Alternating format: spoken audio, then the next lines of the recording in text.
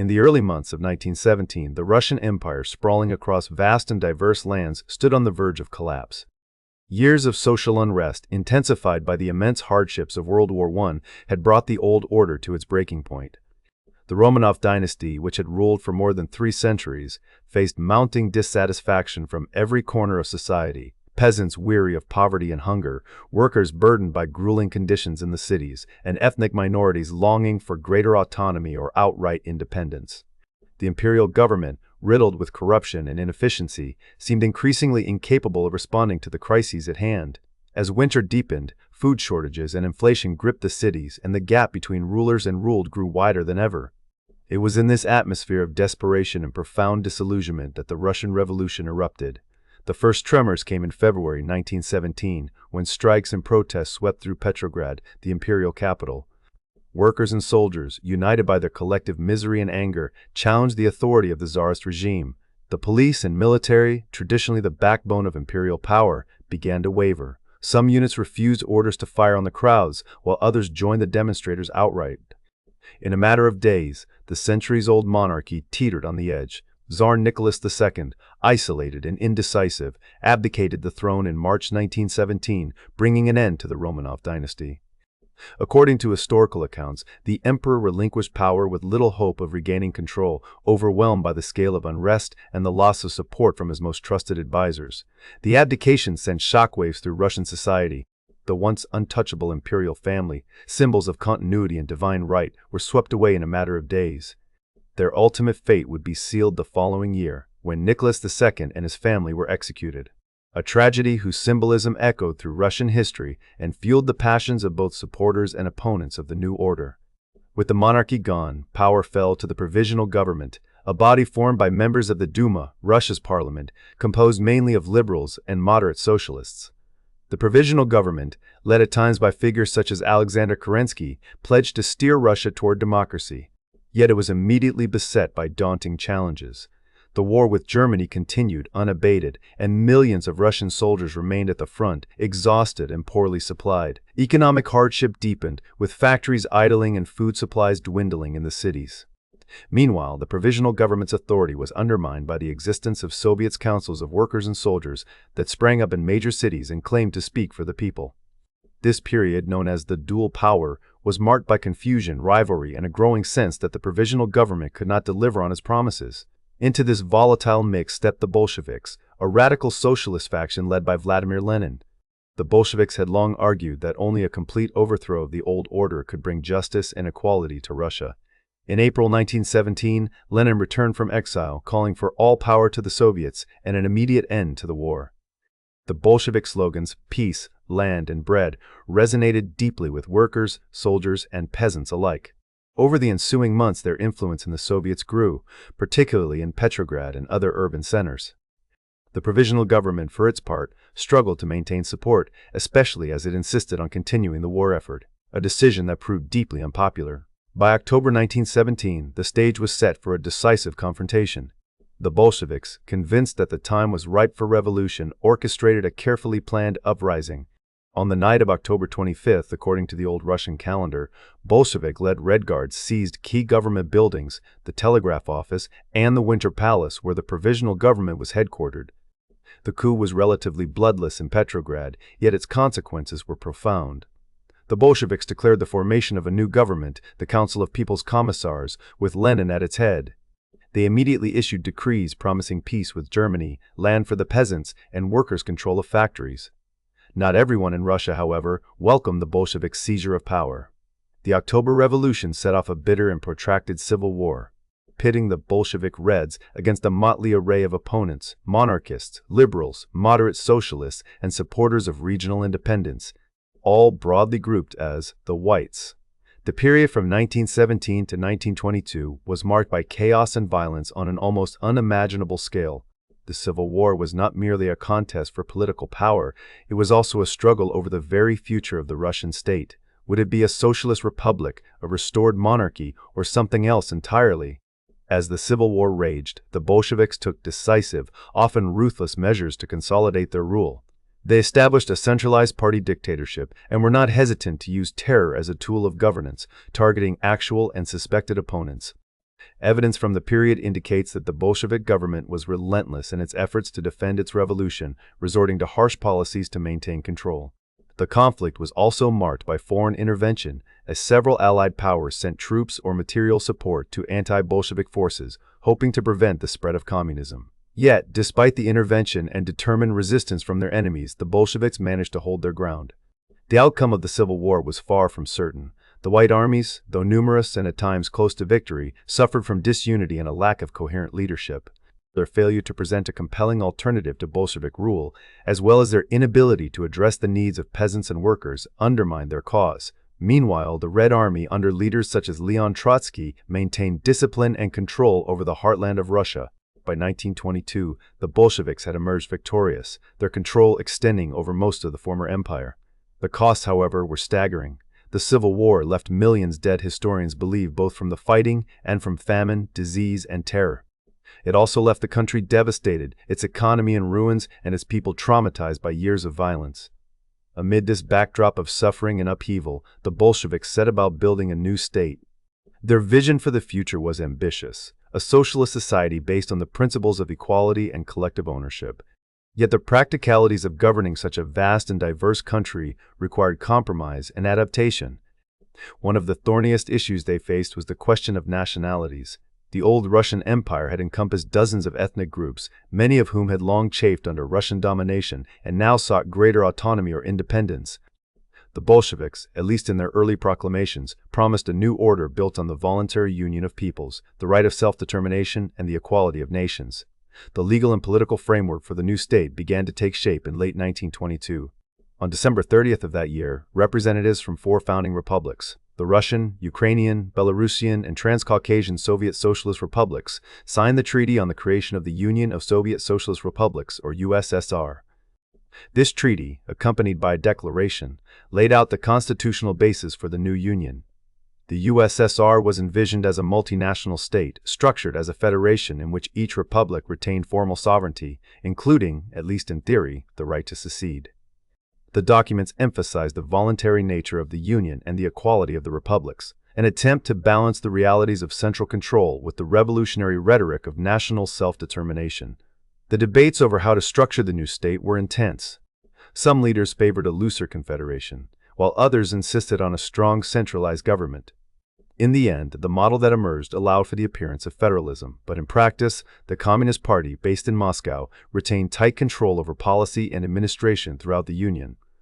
The first constitution of the USSR, adopted in 1924, codified many of these arrangements, establishing the legal framework for the new socialist state. Nevertheless, the promises of republican autonomy and the right to secede would remain largely theoretical, particularly as the realities of centralization became more pronounced over time. The birth of the Soviet Union marked the end of the old Russian Empire and the beginning of a new chapter in world history. For its founders, the creation of the USSR was a bold experiment, a state that aspired to transcend the divisions of class, nationality, and religion in pursuit of a socialist future. Lenin's vision, as reflected in the founding documents, was of a union where many peoples could coexist under a common revolutionary banner. Yet, even as the ink dried on the treaty, the practicalities of governance, the scars of civil war, and the imperatives of party control shaped the Soviet state in ways that often diverged from its founding ideals. The creation of the USSR sent ripples far beyond its borders. The Bolsheviks' victory was watched with fascination and alarm by the rest of the world. For some, it offered hope that a new, more just society was possible. For others, it represented a threat to the existing order and a source of instability. Over the coming decades, the Soviet Union would become a defining force in global affairs, its birth the product of revolution, civil war, and the relentless pursuit of a new social order. But the early years of the Soviet Union were also marked by uncertainty. The devastation of war and revolution had left deep wounds. The central promises of socialism, prosperity, equality, and peace remained distant goals for most citizens. The Bolsheviks, now the rulers of a vast state, faced the daunting task of reconstruction with enormous challenges still ahead. And while the founding documents of the USSR enshrined lofty ideals, the reality of centralized power and the use of coercion would shape the Soviet experience from its very inception. Thus, the birth of the Soviet Union was not a single event, but a process, a tumultuous transformation that began with the collapse of imperial rule, surged through the fires of revolution and civil war, and culminated in the creation of a new, unprecedented state. Its legacy would be complex and contested, the promise of a new world shadowed by the burdens of history and the demands of power. As the Soviet Union entered its first years, the hopes and fears of millions rested on the uncertain foundations laid in those extraordinary days between revolution and union. In the tumultuous aftermath of revolution and civil war, the Soviet Union stood battered but unbroken, its leaders determined to carve a new path for society. At the center of this transformation was Vladimir Lenin, whose vision extended far beyond simply winning power. Lenin saw the USSR as an experiment in radical social and economic engineering, guided by the principles of Marxist theory. Yet the realities of governing a vast and war-ravaged country soon forced a series of pragmatic, sometimes contradictory decisions, choices that would shape the Soviet state for decades to come. Lenin's earliest years in power were dominated by the struggle for survival. The country faced economic collapse, hunger, and chaos, so the Bolsheviks imposed war communism, a set of emergency measures designed to keep the Red Army supplied and the cities fed. Private trade was outlawed, grain was requisitioned from the countryside by force, and all major industries were brought under state control. While this policy kept the government afloat during the Civil War, it proved disastrous for the wider population. Famine stalked the land, and peasant unrest simmered dangerously. Realizing that the revolution itself might be threatened by its own excesses, Lenin made a dramatic pivot in 1921, introducing the New Economic Policy, or NEP. The NEP marked a retreat from pure socialist dogma. Money was reintroduced into the economy. Peasants were allowed to own land and sell their surplus produce on the open market. Small businesses could once again operate for profit. This partial return to capitalism stabilized the economy and eased tensions in the countryside. Soviet society began to revive, with bustling markets in the cities and better harvests in the fields. But the NEP was always intended as a temporary measure, a breathing space until conditions for true socialism could be restored. When Lenin died in 1924, the question of the revolution's future loomed large. His passing set off a fierce power struggle within the Communist Party. Out of this contest, Joseph Stalin emerged as a master political tactician, adept at consolidating his hold on the levers of power. Stalin's role was to strengthen and expand the Soviet state, and his vision for the USSR was more rigidly centralized, more forceful, and ultimately more transformative than anything his predecessor had attempted. Stalin moved quickly to dismantle the NEP, which he saw as a dangerous compromise with capitalism. Instead, he embarked on a bold program of central planning, believing that only through complete state control could the Soviet Union catch up with the industrialized West. The cornerstone of this strategy was the first five-year plan, launched in 1928. The plan set ambitious targets for the expansion of heavy industry, steel, coal, machinery, and armaments. Everything was directed by the state, quotas replaced market prices, and individual initiative was subordinated to the grand design. The drive to industrialize was matched by a sweeping transformation of agriculture. Stalin ordered the forced collectivization of the countryside, merging millions of small farms into large state-run collectives. The goal was not only to increase agricultural output, but also to extract surplus grain to finance industrialization and feed the growing urban workforce. Collectivization met with fierce resistance from peasants, many of whom saw their livestock and property confiscated by force. The result was chaos in the countryside, sharp drops in production, and widespread famine, an immense human cost for the sake of rapid modernization. Despite the suffering, the Soviet Union was transformed. In little more than a decade, it was no longer a primarily agrarian society, but an industrial powerhouse. The landscape changed dramatically. Where once there had been villages and fields, now there rose smokestacks, factories, and new cities built from scratch. The Soviet people were exhorted to make sacrifices for the greater good, and many did so willingly, driven by a mixture of ideology, fear, and hope for a better future. This breakneck development came at a steep price. The command economy, orchestrated through a series of five-year plans, delivered spectacular growth in certain sectors, but often at the cost of inefficiency and waste elsewhere. The lack of market mechanisms meant that shortages and surpluses were common, and the quality of goods often suffered. Central planning became an all-consuming bureaucracy, with layers of officials monitoring, measuring, and reporting every aspect of production. Yet, for all its faults, Stalin's system achieved its primary aim. It gave the Soviet Union the industrial and military capacity to survive and eventually triumph in the greatest test it would ever face, World War II. When Nazi Germany invaded in 1941, the USSR was subjected to unimaginable devastation. Entire regions were overrun, and crucial industrial areas fell into enemy hands. The Soviet leadership responded by evacuating factories east of the Ural Mountains, dismantling machinery, and rebuilding entire industries far from the front lines. This enormous effort, powered by centralized control and the mobilization of millions, allowed the Soviet Union to maintain significant production of tanks, aircraft, and munitions despite the loss of resources. The war demanded everything from the Soviet people. Cities were laid waste, tens of millions were killed, wounded, or displaced, and the fabric of society was torn apart. But the unity forged in the struggle and the discipline of the command economy turned the tide. By 1945, the Red Army had not only driven the invaders back but had marched all the way to Berlin. The cost of victory was almost beyond comprehension. Scholars estimate the Soviet Union lost more lives and suffered more destruction than any other nation in the conflict. Emerging from the ruins, the USSR faced the monumental task of rebuilding. The devastation was everywhere: cities flattened, infrastructure shattered, production barely above subsistence. Yet in the years that followed, the Soviet system once again demonstrated its capacity for rapid mobilization. The focus remained on heavy industry and defense, often at the expense of consumer needs. The state poured resources into the reconstruction of factories, the expansion of the rail network, and the development of new technologies. Soviet scientists, working under intense pressure, developed the atomic bomb, adding nuclear weapons to the arsenal of a nation determined never again to be caught unprepared. The consequences of these efforts were far-reaching. The Soviet Union's military might was now matched by its technological achievements. The country became a global superpower, its influence stretching across Eastern Europe and into Asia. The Red Army's occupation of much of Central and Eastern Europe led to the establishment of communist governments across the region, creating a buffer zone between the USSR and the West. This expansion, while seen by Soviet leaders as essential for security, alarmed the United States and its allies, setting the stage for the era known as the Cold War. The Cold War was not a conflict of armies on the battlefield, but a prolonged contest of ideologies, economies, and influence. The United States and the Soviet Union emerged from World War II as the world's two superpowers, locked in a rivalry that would shape global affairs for nearly half a century.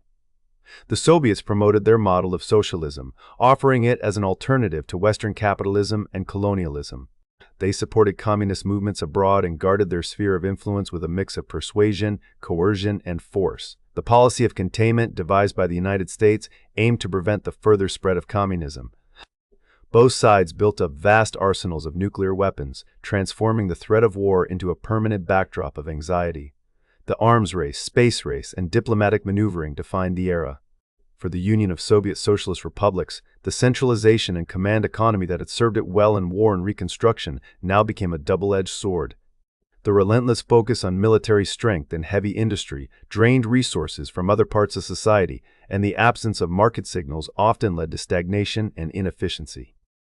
The Soviet system was a complex organism, especially as it matured in the decades after Stalin's death.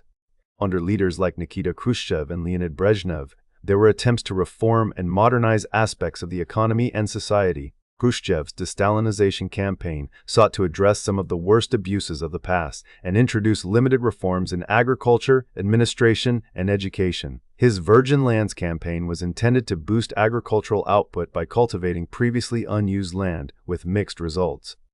Economic decentralization was tried, but the sheer scale and rigidity of central planning remained formidable obstacles.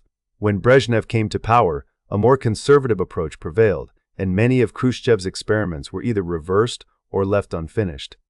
The Soviet economy in this era grew more complex, but the absence of market mechanisms continued to pose challenges. Despite these difficulties, the legacy of the Soviet system was profound. The Union of Soviet Socialist Republics left an indelible mark on the 20th century through its industrialization, military strength, and scientific achievements. Soviet culture, shaped by decades of ideological struggle and collective experience, influenced not only its own citizens but also generations abroad. The values of collectivism, endurance, and sacrifice persisted, even as the contradictions and costs of the system became more apparent. The Cold War itself had a deep impact on those who lived through it. In the Soviet Union, the ever-present threat of nuclear conflict, the sense of rivalry with the West, and the demands of a highly militarized society shaped the psychology of entire generations. Social and psychological effects lingered long after the era ended. As citizens grappled with memories of hardship, pride in scientific and military accomplishments, and the complex legacy of life under a system that had both empowered and constrained them. The story of the Soviet Union's transformation from revolutionary state to superpower is one of ambition, sacrifice, and contradiction. Lenin's vision set the stage, but it was Stalin and his successors who forged the Soviet Union into a force capable of changing the world. The drive to industrialize and compete with the West, the determination to rebuild after catastrophe, and the unyielding commitment to a particular vision of socialism all shaped a society unlike any other. Yet the very strategies that made the Union of Soviet Socialist Republics a superpower carried within them the seeds of future challenges. The tension between central control and innovation, between military might and social welfare, would come to define the Soviet experience for decades to come. In the end, the Soviet Union's rise was inseparable from the age in which it lived, a time of violence and hope, of extraordinary achievements and tragic losses. The legacy of this era would echo far beyond its borders, leaving its imprint on the world that emerged from the shadow of revolution and into the glare of superpower rivalry. The story of the Soviet Union's final decades is not one of dramatic revolution or rapid industrial ascent, but of slow, grinding decline, a process that unfolded across politics, economics, and daily life, shaping the fate of millions and, ultimately, the world itself. The Union of Soviet Socialist Republics, once synonymous with power and progress, saw its last act dominated by a creeping paralysis that even its most ambitious leaders could not reverse. After years of immense transformation and global rivalry, the Soviet Union entered what would come to be known as the era of stagnation. This period, stretching roughly from the mid-1960s through the early 1980s, saw the promise of boundless Soviet achievement give way to a frustrating sense of inertia. Leadership during this time passed through the hands of Leonid Brezhnev, Yuri Andropov, and Konstantin Chernenko, each presiding over a system increasingly defined by conservatism, routine, and resistance to change. Outwardly, the country projected stability and order, yet beneath the surface, its foundations were quietly eroding. The roots of this stagnation ran deep. The Soviet economy, structured around rigid central planning and insulated from market pressures, had become unwieldy and inefficient. Decisions were made far from the realities of local factories and farms, issued from the heights of the party bureaucracy in Moscow. Innovation, always subordinate to stability, became ever rarer. The same state that had once orchestrated astonishing feats of industrial growth now struggled to provide basic goods or respond to the needs of its people. Instead of progress, there was a growing sense of sameness. Factories produced what they were told, regardless of demand or usefulness. Store shelves were often bare, and what was available was frequently of poor quality. The political system, too, ossified. Real power remained tightly controlled by the Communist Party, with little space for dissent, debate, or new ideas. Advancement within the system depended on loyalty and conformity more than talent or vision. The aging leadership, many of whom had come of age during the Second World War, increasingly seemed out of touch with the realities facing ordinary citizens and the changing world beyond Soviet borders. The result was a kind of stasis, where the outward trappings of superpower status, military parades, slogans, and a vast security apparatus masked the growing discontent and disconnection beneath. By the late 1970s and early 1980s, the consequences of this stagnation became impossible to ignore. Economic growth slowed dramatically. Productivity lagged far behind that of Western countries. At the same time, the costs of maintaining the vast Soviet military, supporting client states abroad, and managing the sprawling apparatus of state control drained resources from other areas. The inefficiencies of the economy were compounded by a breakdown of internal trade among the Soviet republics, making it increasingly difficult to supply even the most basic goods and services. The system that had once seemed unassailable now revealed its brittleness. When Mikhail Gorbachev assumed the role of General Secretary in 1985, he inherited a state in crisis. The new leader, far younger than his immediate predecessors and with a reputation for energy and openness, quickly recognized the need for fundamental change. Gorbachev's diagnosis was clear: the Soviet Union could not survive without reform. Yet the nature and pace of those reforms would set in motion forces that neither he nor anyone else could fully control. Gorbachev's response consisted of two intertwined policies: perestroika, meaning restructuring, and glasnost, or openness. Perestroika aimed to revitalize the stagnant economy by introducing elements of decentralization and limited market mechanisms. The goal was to make the economy more efficient and responsive, shifting decision-making closer to the factory floor and encouraging some degree of initiative. Yet, as these reforms took hold, they also exposed the deep dysfunctions built up over decades. Old habits did not disappear overnight. Managers accustomed to simply fulfilling quotas found it difficult to adjust, and the partial market reforms often led to greater confusion rather than improvement. But it was glasnost that truly transformed the Soviet landscape. For decades, public discussion in the Union of Soviet Socialist Republics had been tightly restricted. Censorship was the norm, and criticism of the party or its leaders could bring severe consequences. Glasnost began to change this. Newspapers and television started to discuss social problems openly. Citizens could, for the first time in living memory, speak about the failures and injustices of the past, about food shortages, environmental disasters, and the abuses of power that had scarred generations. The public discourse, once so tightly controlled, became a torrent. What began as a limited policy to encourage constructive criticism soon revealed the scale of popular frustration and resentment. The party's ideological authority, long maintained by secrecy and repression, began to crumble. As glasnost spread, so did demands for more radical change. Nationalist movements gained strength across the Soviet republics. People began to question not only the way the country was governed, but whether the Union itself should continue. In the Baltic states, in the Caucasus, and throughout Eastern Europe, calls for independence and sovereignty grew louder. The old methods of control, censorship, force, and propaganda proved increasingly ineffective. The center could no longer hold. Internationally, the effects of Gorbachev's reforms were just as dramatic. The Soviet leaders' new approach signaled to Eastern European states that Moscow would no longer intervene militarily to prop up communist governments. Across the region, a wave of change swept through. In 1989, communist regimes in Poland, Hungary, East Germany, Czechoslovakia, and elsewhere fell, largely without violence. The Berlin Wall, long a symbol of division and repression, was breached. The empire that Soviet leaders had built in the wake of the Second World War unraveled with astonishing speed. These events, while centered in Eastern Europe, reverberated back into the Soviet Union, where they fueled both hope and anxiety. Inside the Union of Soviet Socialist Republics, the economic crisis deepened. The reforms of perestroika, while intended to fix the economy, often had the opposite effect. Production fell, shortages grew worse, and inflation soared. The collapse of internal trade among the republics made it even harder to supply factories and feed cities. Ordinary people faced daily hardships, waiting in long lines for bread, coping with empty shelves, and watching savings evaporate. The social contract that had bound Soviet citizens to the state, the promise of stability and security in exchange for loyalty and obedience, was breaking down. Political reforms, meanwhile, accelerated. Gorbachev allowed the formation of new political organizations and held the first relatively free elections in Soviet history. The Communist Party's monopoly on power was challenged, and its grip began to slip. In many republics, local leaders asserted greater autonomy, further weakening Moscow's control. By 1990, the process of dissolution was well underway. The Union, once so rigidly held together, now seemed to be coming apart at the seams. The final act unfolded rapidly. In August 1991, hardline members of the Communist Party staged a coup, hoping to reverse the tide of reform and restore the old order. The coup failed, thanks in part to mass resistance and the refusal of key military units to support it. The aftermath spelled the end.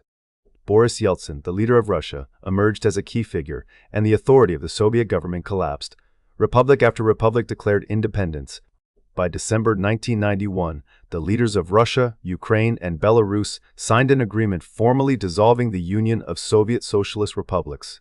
Gorbachev resigned as president, and the red flag was lowered from the Kremlin for the last time. After nearly 70 years, the Soviet Union ceased to exist. The consequences of this dissolution were immediate and profound.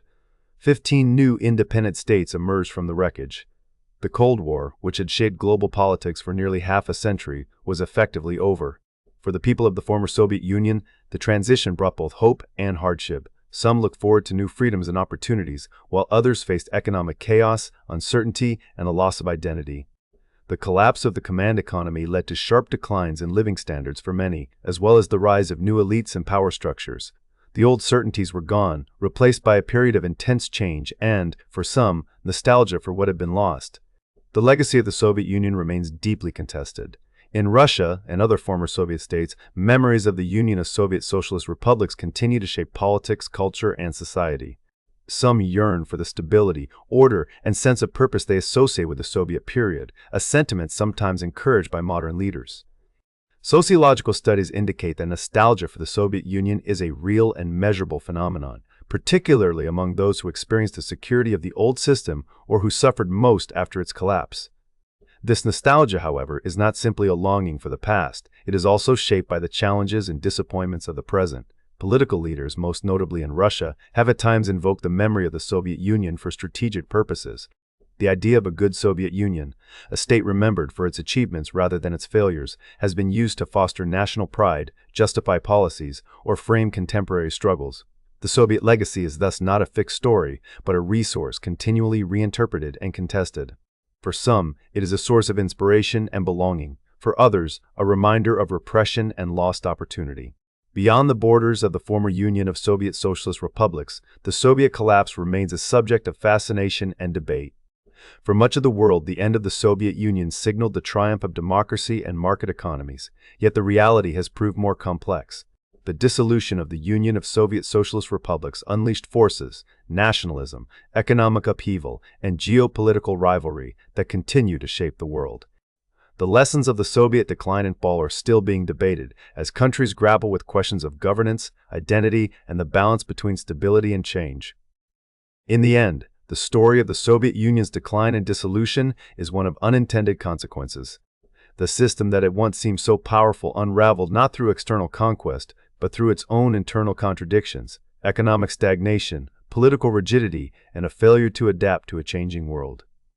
The attempt to reform the Union, to rescue it through openness and restructuring, instead revealed the depth of its problems and accelerated its demise. The legacy of those final years is a testament to the complexities of history, a reminder that even the mightiest of states can, through a combination of choices and circumstances, come undone.